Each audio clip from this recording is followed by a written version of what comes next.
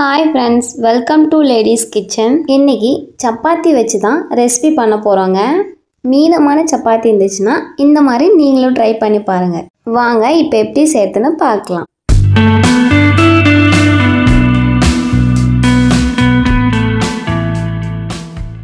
இப்போது ஒரு சப்பாத்தி எடுத்து இந்த மாதிரி ரோல் பண்ணி கட் பண்ணி எடுத்துக்கலாங்க.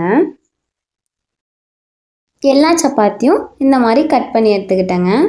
வானலில் 1 ஸ்பூன் எண்ணெய் ஊற்றி கொஞ்சமாக கடுகு, கடலைப்பருப்பு போட்டு ஒரு 2 பச்சை மிளகாய், ஒரு வெங்காயம் எல்லாத்தையும் தாளித்து எடுத்துக்கலாங்க. 2 தக்காளி போட்டு நல்லா வதக்கி எடுத்துக்கலாம். தக்காளி கொஞ்சம் கூடுதலாக இருந்தால் தான் டேஸ்ட் நல்லாயிருக்கும். தக்காளி வேகிறதுக்காக கொஞ்சம் உப்பு போட்டு கிளறிக்கலாம். உப்பு கரையை கொஞ்சமாக தண்ணி தொளித்து நல்லா கிளறி எடுத்துக்கலாங்க. இப்போது ஒரு உருளைக்கிழங்க இந்த மாதிரி சின்ன சின்னதாக கட் பண்ணி சேர்த்துக்கலாங்க. உருளைக்கிழங்கு பாதி வெந்ததும் 1 ஸ்பூன் மஞ்சள், மிளகாய்த்தூள் 1 ஸ்பூன், நான் வீட்டில் ஆட்டின சாம்பார் பொடி 1 ஸ்பூன் போட்டுக்கிறேங்க. இப்போ நல்லா எல்லாம் மிக்ஸ் ஆகிற மாதிரி நல்லா கலந்து எடுத்து கொஞ்சமாக தண்ணி விட்டு கிளறி எடுத்துக்கலாங்க.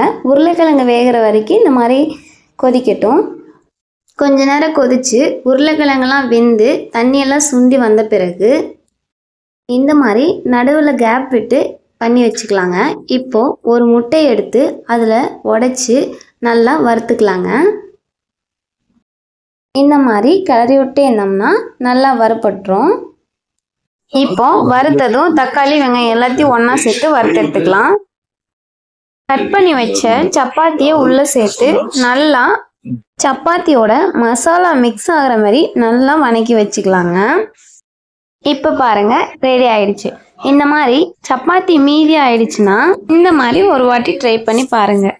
அதுவும் அந்த உருளைக்கிழங்கோட சேர்த்து சாப்பிடும்போது இன்னும் சுவையாக இருக்கும். நீங்களும் ட்ரை பண்ணி பார்த்துட்டு எப்படி இருக்குன்னு கமெண்ட்டில் சொல்லுங்கள். தேங்க்ஸ் ஃபார் வாட்சிங்.